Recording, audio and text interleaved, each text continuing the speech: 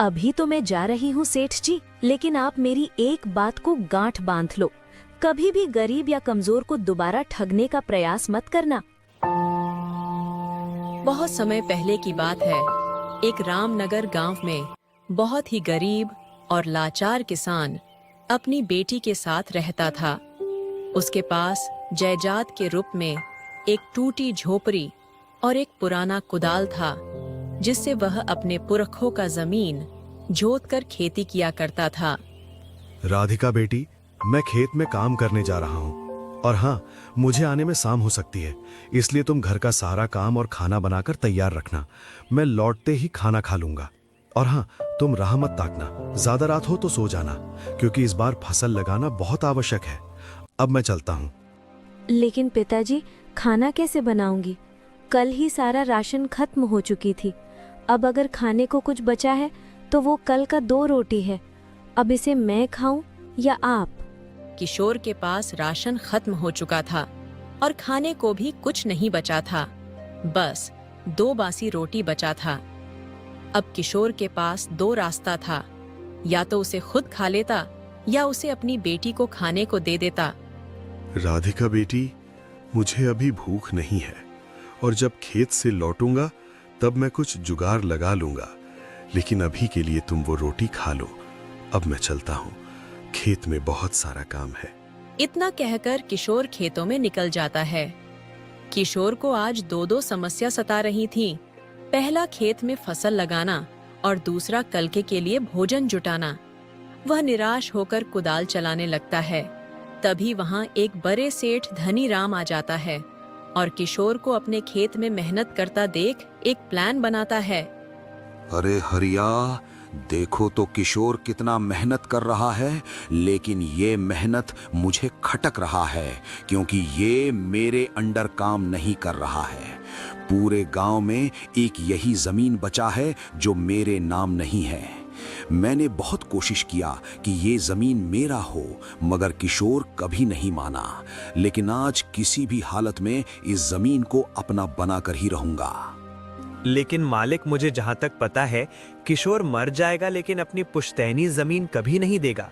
उसके लिए आपको सब्र करना होगा, क्योंकि कभी न कभी उसे आपकी जरूरत जरूर पड़ेगी और उसी का फायदा उठाकर आप उसका जमीन हथिया लेना। फिर चाहे वो कितना भी प्रयास करे, मगर अपना जमीन आपके चंगुल से छुड़ा नहीं पाएगा। नहीं नहीं हरिया, अब मैं और सब्र नहीं कर सकता।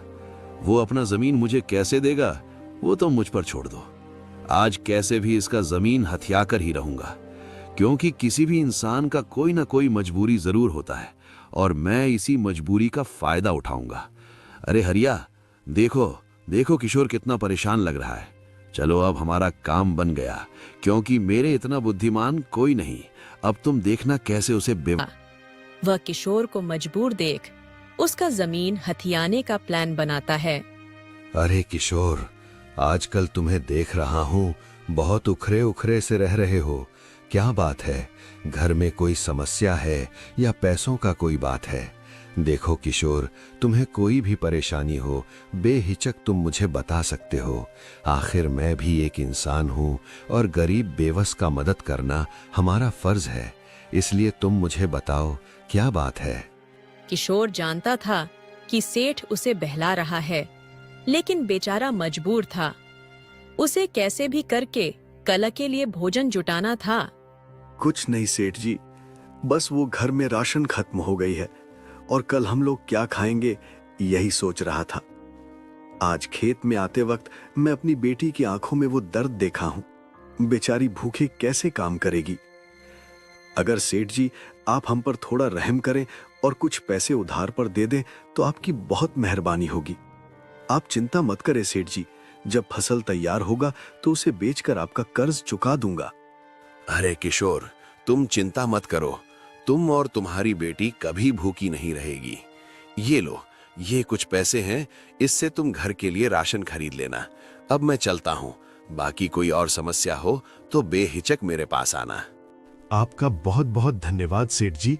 शायद आपको पता नहीं कि आपने मुझे एक नई जिंदगी दे दी है, नहीं तो हम लोग भूखे मर ही जाते। धनीराम का ये प्लान सफल हो गया था। लेकिन शायद किशोर को मालूम नहीं चला कि सेठ उसे नई जीवन नहीं बल्कि आखिरी सांस लेने का मौका दिया है। किशोर खेत का काम खत्म कर देता है और खुशी खुशी बाजार राशन लेने चला जाता है। इधर हरिया को समझ नहीं आ रहा था, वक्त की रोटी तो नसीब हो गई थी, लेकिन उसे कहाँ पता कि अभी बुरा वक्त आना बाकी है। ऐसे ही समय बीत जाता है और कुछ ही महीने में से मैं अपना दिया हुआ पैसा वापस भी ले लूंगा और तुम्हें इसे बाजार भी नहीं ले जाना पड़ेगा। बोलो क्या दाम लोगे? सेठ अपना चाल चल रहा था, लेकिन किशोर को कुछ पता नहीं चल रहा था और वो अपने मन में सोचता है, सेठ जी ठीक ही कह रहे हैं, अगर मुझे इसे बेचना है तो बाजार ले जाना होगा। इससे अच्छा सेठ जी को ही बेच देता हूँ, उनका कर्ज भी चुकता हो जाएगा और कोई बात भी नहीं बिगड़ेगी। ठीक है सेठ जी, आप ये अनाज खरीद लो, लेकिन सेठ जी इसका दाम आपको पूरे 8,000 रुपए देना होगा और आपका कर्ज भी खत्म हो जाएगा, क्योंकि सेठ जी अभी राशन का दाम बढ़ गया है। वाह किशोर वाह, क्या दिमाग लगाए हो। इतना महंगा अनाज तो नहीं है, लेकिन कोई बात नहीं, इसको मैं एक ही शर्त पर खरीदूंगा कि ये अनाज अभी जिस हालत में है उसी हालत में देना होगा। और हाँ, इसके बदले 8,000 रुपए तो क्या, मैं पूरे 10,000 रुपए देने के लिए तैयार हूँ, बस तुम हाँ कहो। ये सेठ का एक सोचा समझा जाल था जो किशोर को फंसने। राधिका अपने पिता के बचे पैसों से एक ट्रैक्टर भाड़े पर लाती है और 10 बोरी अनाज भी। फिर उसे बाजार में बेचने निकल जाती है, लेकिन राधिका का टारगेट ही सेठ था, इसलिए वहाँ कोई ग्राहक राशन खरीदने आता तो राधिका उसे मना कर देती। कुछ ही देर में वहाँ सेठ पहुँच जाता है। आओ आओ भाई लोग, दीदी लोग, राशन अच्छे और सस्ते दामों में ले जाओ, ऐसा अनाज कहीं बाजार में नहीं मिलेगा। अरे वाह, ये लड़की तो सस्ते दामों में ही अनाज बेच रही है, क्यों ना इसे भी अपने बुद्धि से ठगा जाए। सेठ राधिका को भी ठगने का सोचता है, लेकिन उसे कहाँ पता कि उसका पाला एक तेज लड़की से होने वाला है।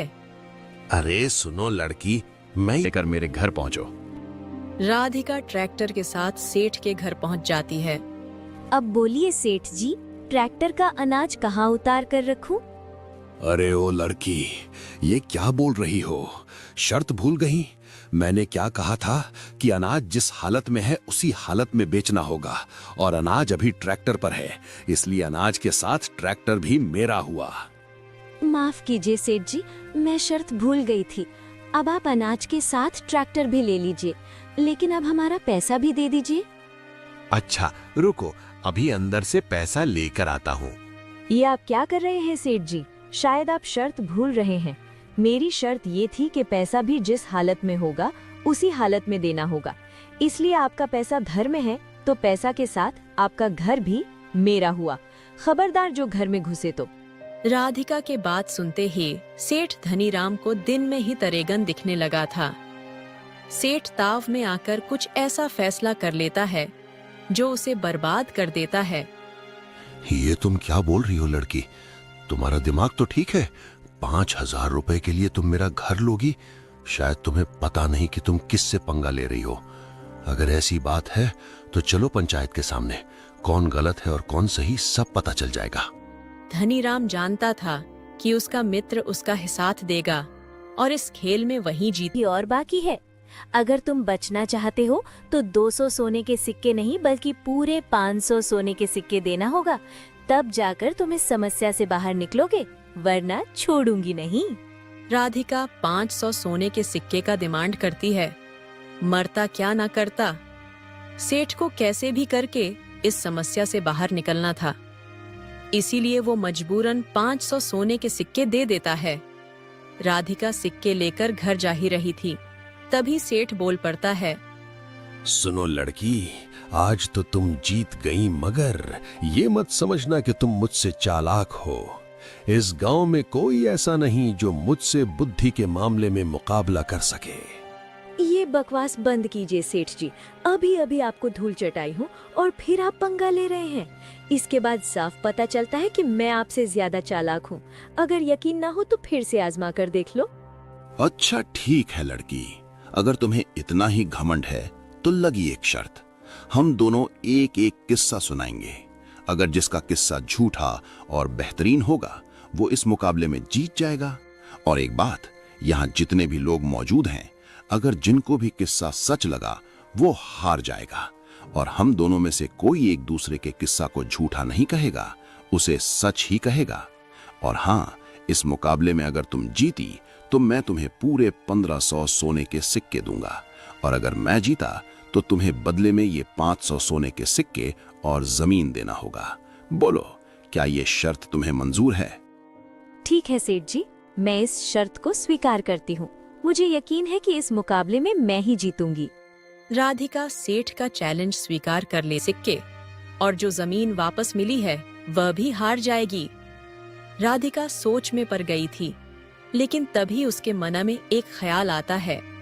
वाह सेठ जी वाह, क्या कहानी है। लोगों को भले ही ये कहानी झूठा लग रहा हो, लेकिन वास्तव में मुझे 16 आने सच लग रही है। और इतना ही नहीं सेठ जी, आप जैसे चतुर सेठ के साथ तो इससे भी मजे